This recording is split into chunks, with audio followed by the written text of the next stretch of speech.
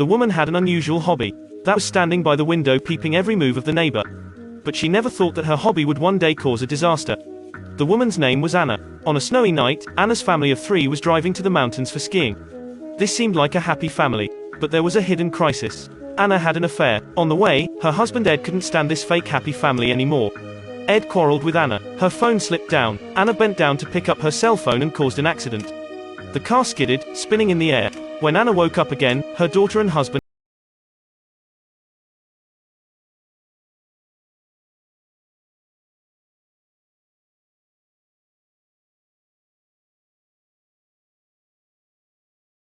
Anna had a phobia. It was agoraphobia, an abnormal fear, plus alcoholism and depression. Anna hadn't been out for 10 months. She also needed regular medication to maintain her emotional stability. Anna was alone at home. Except for watching movies, she had another hobby. It was observing the surrounding residents through the window. At night, Anna leaned against the window and looked out. The doorbell rang. On the surveillance screen, she saw a boy holding a gift. The boy's name was Ethan. He and his parents just moved across from Anna's house. His mother Jane told him to come over to give Anna a present. When Ethan came in, he saw his father through the window.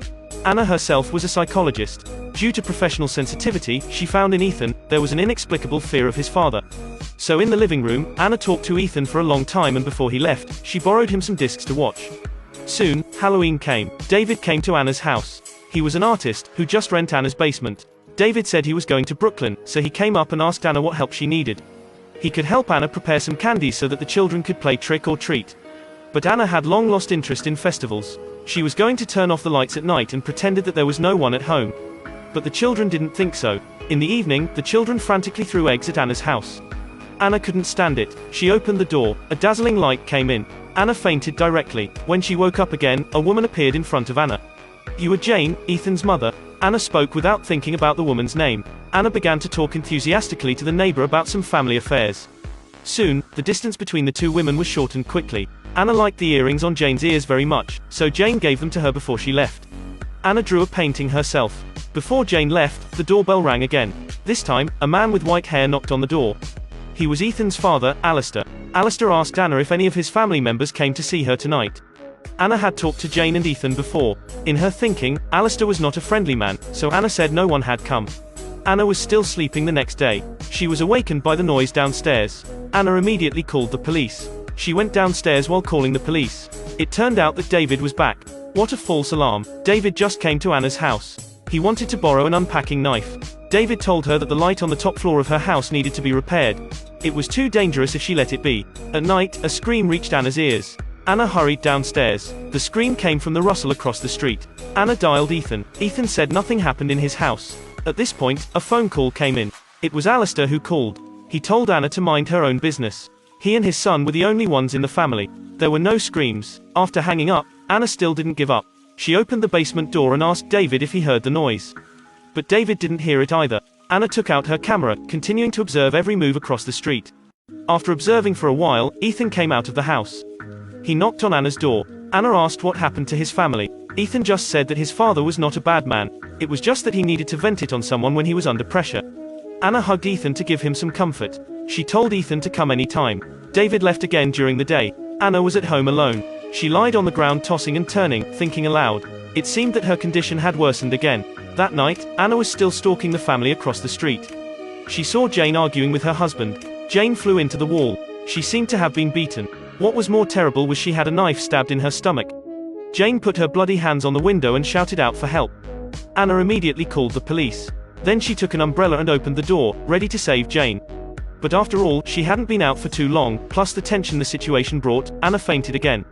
When she woke up, the police had come to Anna's house. Alistair was there, too.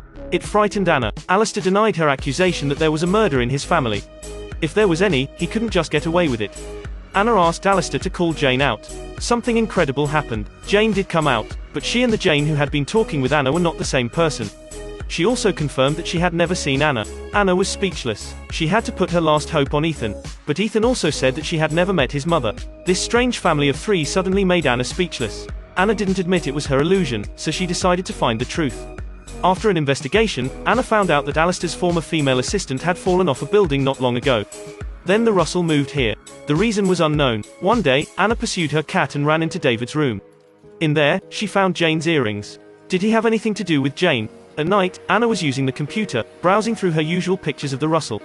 Then she received an anonymous email. Inside was a picture of Anna sleeping. Now it was clear, there was someone who lurked into her house. Anna called the police again. Meanwhile, Alistair came to Anna's house angrily, accusing her of spying on his family all day. When the two kept arguing, David came in. Anna asked David why there were Jane's earrings in his room. David said they were one of his female friend, Catherine's earrings. She stayed there all night before. Hearing Catherine's name, Alistair's face changed a little. It seemed that none of this was simple, but all the evidence so far was bad for Anna. So Anna told everyone that her husband would support her.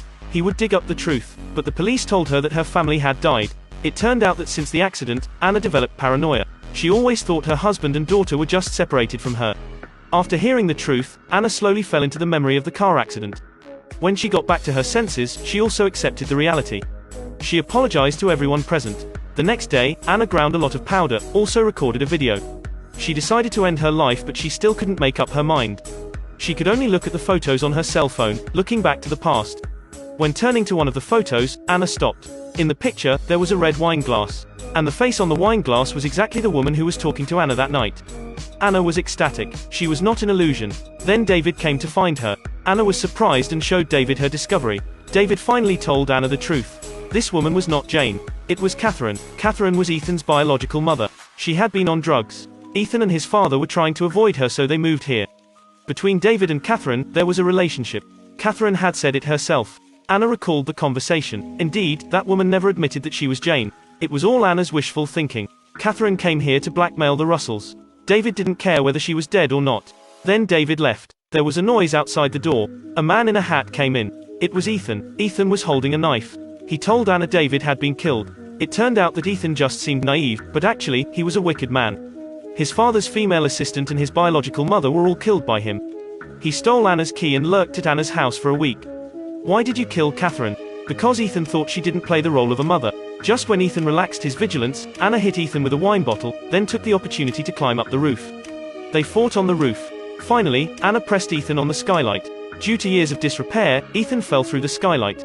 It was over. Anna moved out of the house when she recovered. Her phobia was treated. Annie said goodbye to the past. She was about to usher in a new life.